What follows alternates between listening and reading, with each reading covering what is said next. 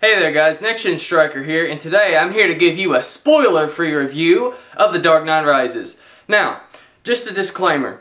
For those of you who haven't seen Batman Begins and The Dark Knight, see them both before you see this movie. They all tie together. This is one of those times when a director finally ties all the movies together and makes the whole trilogy good as a whole. They all build off of each other. It all makes sense. Which is really good and why The Dark Knight Rises benefits. We built up all the characters, we know all their backstories, and now it all comes together in this epic conclusion, and it truly is epic. It's everything they've set up, and it's actually more than that. So, first off with the plot. You guys already know, Batman's been gone for 8 years. Bruce Wayne, he's a hermit. He's not been around, no one's seen him.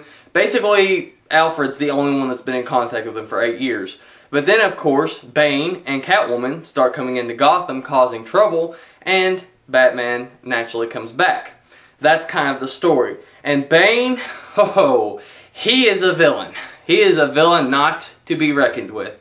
Now, what's awesome about these movies is, really, I can say I like The Dark Knight better than Batman Begins and The Dark Knight Rises because they're so different. Now, do I actually? I don't know. To be quite honest, The Dark Knight Rises is so good, it might actually be better than The Dark Knight for me.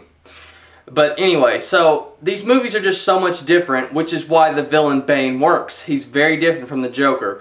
The Joker was all about chaos, manipulating people through, just complete and utter chaos. No one knew what was going on, unorganized.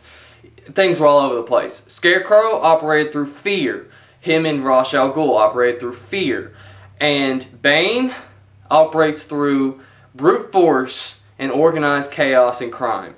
That's what makes him so strong, because he has everything under control. Gotham is completely locked down and they're at his mercy. I think that's why Bane works, and he might be the worst villain Batman's ever fought in the movies, to be quite honest. I think he is, in my opinion. You could argue that maybe it was the Joker, maybe it was Ra's and Scarecrow, but hey, it's your opinion. That's what the great thing about these movies are. You can really like one better than the other for good reasons, but they're all good in their own way. They're all very different. So now, going off from Bane, who is just an utter, he's just like the tornado that rips through Gotham, is basically what he is. We have Catwoman. Now, Catwoman is very, well, I wouldn't say that she's quite the Catwoman that you know. I mean, she's sexy, she's very manipulative, she's kind of on that edge, but I don't know, she's a little bit different than I thought she would be, but I think that she does work. She's a very good Catwoman, although you don't actually see her very much in the costume. I like the way that she manipulates the people, and it's just really great, to see the just what happens to her along the events of The Dark Knight Rises. I think it's very good. I like what they did with her. I don't think she's the star, though. Some people like to believe that she's the star of the movie, like the Joker, how he was of The Dark Knight. I think Bane steals the show on this one. Honestly, him and really Batman are the two that go ahead. And the third one that I really loved in this movie would have to be the new cop. I think his name was Blake. I don't know. But anyway, yeah, he, I'm not going to go into why I said that, but he's a very fresh start. You know how Alfred was more of our eyes through these movies. He's our eye in this movie. Eyes, sorry, not one eye. Two eyes. Yeah, I don't know, he's just our perspective. He's what we would do, us good people, mostly. I'm assuming all of you are good people.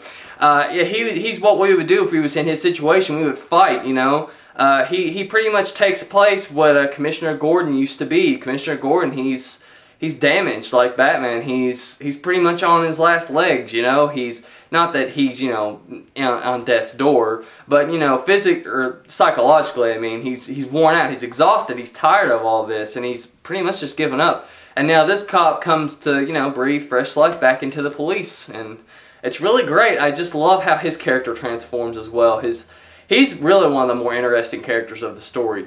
So now let's talk about the actual package, with all the characters and all the plot. Now, as you guys know, The Dark Knight, as a lot of people thought, it was kind of boring when it first started off because it was setting it up. Really, that's the way I thought about The Dark Knight the first time I saw it. I was like, okay, there's Harvey Dent, there's Rachel, blah, blah, blah, moving along. But really, when you go back and see it a second, third, and fourth time, and you catch those little things, how they all connect in the end, it's really a really good thing to do that. Now, of course, for Dark Knight Rises, it's also a bit slow. But when you see it a second or third time, you will appreciate what happens. I don't think it was really as slow as the Dark Knight's was. Like, it was a little more fast-paced than it was in the last one.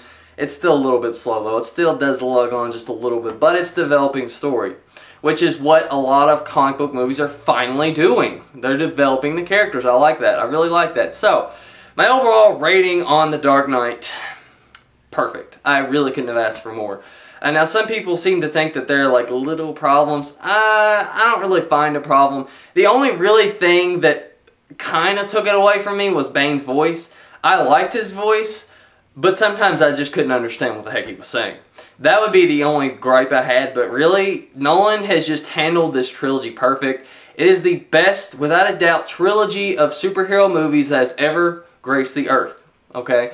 Now there might be more in the future, but who knows. As of now, this is the best one because this is the third movie and it doesn't suck. That is finally what happens in a trilogy. There's not one movie that weighs the whole thing down. This is a perfect trilogy, really, in my opinion. For Batman, it really captures the essence. And I'm really interested to see what Nolan does next. Now, I will be doing a video next discussing all spoilers. It's not going to be spoiler-free. This one's going to have spoilers galore. We're going to talk about the plot. I'm going to give my thoughts on it, and we're going to talk about, you know, all the other little things to discuss. This is a very deep movie like the last one was, so yeah, a lot to talk about. So, if you're interested in that, it'll be up next. Catch you guys later.